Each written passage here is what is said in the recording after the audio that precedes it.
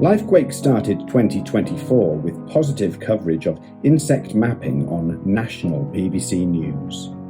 Hydrology assessments moved forwards on our North Wales project sites, and it was great to see the contractors on site mowing at Dowrog Common in Pembrokeshire. Scrub clearance at Crumlin reclaimed considerable areas of the reserve, and we made January drone flights over all of our project sites to gather important monitoring information and capture the landscape ahead of project works taking place. Members of the team met with partners on Corsydd Afionydd to plan access, mowing and fencing. Woodland volunteers and community arts and crafts groups made good use of the Crumlin Visitor Centre. And LIFEquake contributed to this year's SAIM Peatland Conference with presentations from Senior Project Officer Gareth Thomas and MSc student Megan James. On World Wetlands Day, we hosted delegates from the SAIM conference on a tour of our Crumlin project site.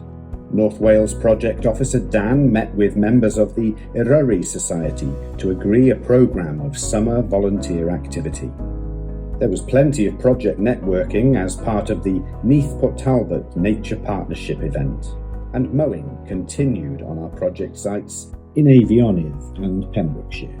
We were delighted to welcome Iolo Williams to Crumlin. He returns in September to film with us around the reserve. The Piston Bully Wetland Harvester made its first journey out onto Crumlin Bog. Considerable progress was made in the first stages of mowing. The bog is already recovering very well. Dip wells and data loggers were installed at our Afionydd project sites to understand the levels and movement of water across the bog.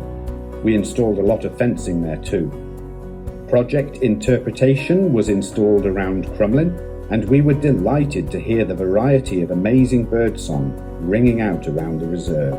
Measurements were taken and preparations were made in North Wales to build culverts for machines and livestock to access the bog.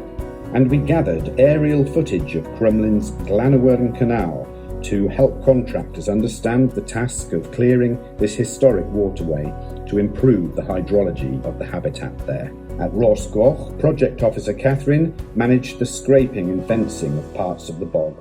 So that's it, a brief summary of the first 4 months of 2024 and the interventions delivered by the LIFEquake Project.